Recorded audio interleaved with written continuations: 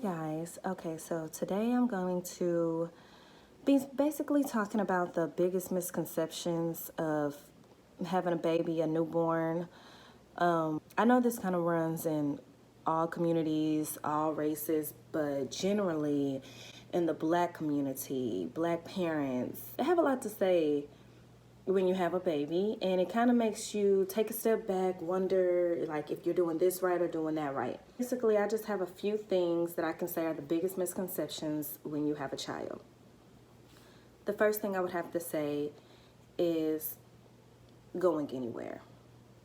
Don't get me wrong, those first 3 months that you have your baby, those are the most crucial, very important first 3 months of your baby's life. And you should keep them well covered. You should keep them protected, keep them away from sick kids, public places as much as possible with a bunch of children. But not everyone is capable of doing that. Not everyone is capable of staying at home with their child all day. People have jobs, people have things that they need to do. So what do you do in that instance? Well, basically, when I had my son Jaden, I was so scared to go anywhere. I can't go to this little birthday party. I can't go to Walmart. I can't do this. I can't do that because I was so scared that his no immune system having self was going to get sick. But then I realized, then what can I do? I can't get nothing done. And with the way my husband works, like, I need to go. I need to go do this. And it also can drive you into postpartum, drive you crazy. So I gathered my son up. I covered him up real good, made sure socks, pants, long sleeve, hat was on. And then I had this thing that goes over his car seat that kind of covers him up. It's like a blanket, if I didn't use a blanket, but I had that as well. And we went out to Walmart. I wouldn't let people touch on his hands. You know, babies put their hands in their mouth. I wouldn't let people be all in his face. You know, I would not have let that happen. But you can go out. You can get out of the house. Your baby will be okay as long as you take those extra measures. You can leave. You can leave. I would also have to say that another misconception was, I guess maybe it's just me, but every time my baby had hiccups, I had to give him grape water. Like, give your baby grape water. He has gas on his stomach. Them hiccups, get rid of those hiccups. Hiccups are natural. They're natural. Your baby is going to have hiccups. I mean, it's natural. They're going to have hiccups. They're going to get gas on their stomach. Jaden didn't get a lot of gas. I think it was because he was breastfed and the type of baby nipple I was using I still use to this day, the Philips Avent bottles. He didn't really have gas problems, but he used to get a lot of hiccups. So, but you don't have to give him gripe water every time. It's just giving your baby unnecessary things. I mean, it's just extra medicine. It's supposed to be natural, but for no reason. Now, if he does have gas, okay, give it to him. You know, give him a little bit, help the gas, you know, calm their stomach down, but not every time. And that's kind of what my family was saying, every time. Every time your baby pees, you do not have to change the diaper. One, diapers are expensive, but also them diapers are made to consume like 3Ps. Now, every time they boo-boo you, yes, change the diaper. But those diapers are made to absorb urine. Every time my baby had a wet diaper, somebody was like, oh, he needs his diaper change. No, he doesn't.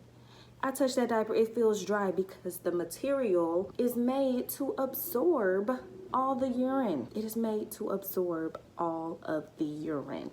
I use the little snugglers, the Huggies, I think. Pampered? No, it's Huggies. Little snugglers, and they've been amazing. He doesn't leak, because I used to use the Pamper Swallers, and every time he would pee too much, he would leak.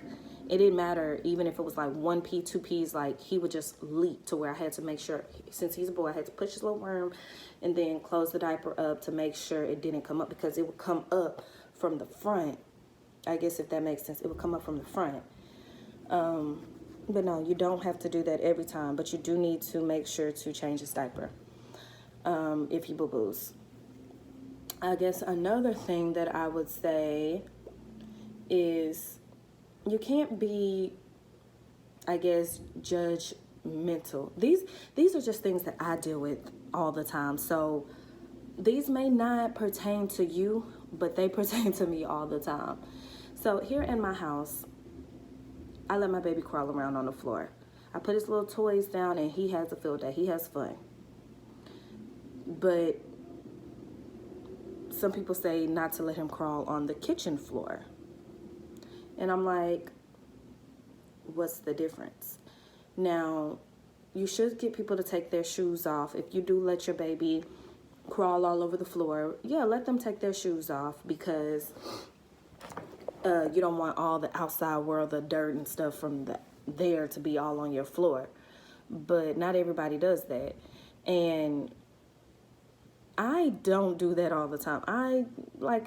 Half the time I forget to say, take your shoes off. And so my baby still crawls all over the floor, and he still puts his hands in his mouth like a child does. And he goes into the kitchen, messes with my pots and pans and doing all of that. Honestly, the kitchen floor is not different from the living room floor. Them same feet, them same shoes have been on those floors. Honestly, I clean the kitchen floor more than the living room floor, because I mop, the kitchen floor. I use the vinegar or I use the bleach. The kitchen floor gets cleaned quite often, whereas, yes, the living room floor I vacuum, but I'm not carpet cleaning. So it's not shampooing the carpet. It's the same thing. But hey, to me, it's building the immune system. So anyway, what else? There's more. There's more, but I only know these things when they're actually happening. I guess the main thing is about where you take your baby. Like, a lot of times I get all the time, you're doing too much with that baby. That is the main thing. You're doing too much with that baby. My baby doesn't get sick. He hasn't really gotten sick. He had got a cold, but that's from a friend of mine's child. She told me her baby had allergies. It turns out her baby actually had a cold, but I let them come into my house. So it wasn't from me going to Walmart or the museum or the mall. It wasn't, because those people aren't in my baby's face. And if we go outside, that air that is everywhere else he's going to be in, whether I'm in front of my house or I'm outside at a park or something. So it's fine. Like, as long as you clean your baby up, wash his hands, keep his little hands clean, keep things out of his mouth that don't belong in his mouth, keep people from touching all over his hands, touching all over his face, getting into his face, then you'll be okay. Jaden is also a breastfed baby, so his immune system is very strong. And anytime he is about to get sick, my breast milk goes from white to yellow, filled with all types of vitamins and nutrients, and I give it to him, and next day it's gone. This recently, he had a cold that advanced into an ear infection, so that's why things had got so bad. But my baby just turned 9 months, actually today on the 20th, and so it really didn't, it wasn't it's been a long time since he's actually gotten sick. Let me see, is there anything else? Baths. I give my baby a bath every 2 days. Some people don't do it that often, and some people think it's better to do it every day. I don't do it every day because it can strip the moisture out of his skin. And I just don't find it to be exactly necessary. Now, I do give him a wipe down every day. I get a little towel and put some soap on there, lather it. Don't have a real soap. You don't want to leave like soap on his body, but have a itty bitty amount of soap and just wipe him down. Wipe the day off of him, basically. And Jaden's been fine. Like, I don't put him to bed dirty. I don't like him sleeping in germs. If I'm not going to sleep in germs, my baby's not going to sleep in germs. So I guess I can't really think of too much right now. So as I think of more things, I'm going to, I guess, tell you guys, but I can't really think of anything else right now at the moment. Time goes by fast. That's not a misconception. My baby's already 9 months, and I feel like I just had him yesterday, and that's really sad to me. But yeah, take your baby out. Go have fun with your baby. Don't become miserable and depressed because you're always in the house and get postpartum because you feel like you can't do this or can't do that. You can go sit at a restaurant. It's actually better to do that because you're getting training for your baby early. Like, you're training them how to act in public at an early age. So they know not to do all the screaming and crying and touching on this or touching on that, and know how to just sit down instead of being so excited that they're finally out in public, and doing the most. So yeah, I guess that's basically it. This video was pretty pointless, but I just had to vent and get my point across for a second on some misconceptions of having a newborn. Now bye.